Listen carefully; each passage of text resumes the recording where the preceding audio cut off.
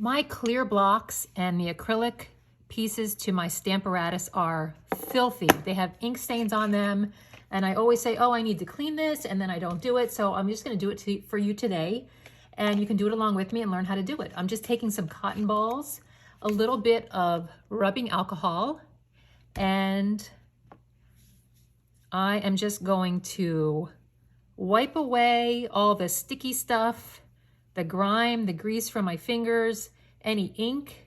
It just comes right off with a little bit of rubbing alcohol and cotton balls. See that? Just comes right off. And then you always want to put a towel down to protect your work surface. But after you get them nice and clean, I like to always have a bottle filled with water that I can just spritz and use your towel and dry it off.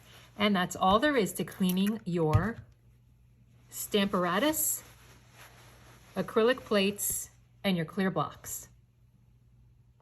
I hope you enjoyed today's episode of Stamping Schoolhouse. Be sure to subscribe to my channel and hit the little bell icon so you can receive an alert whenever I upload a new video so you won't miss out on any new information. Thanks for watching and have a great day.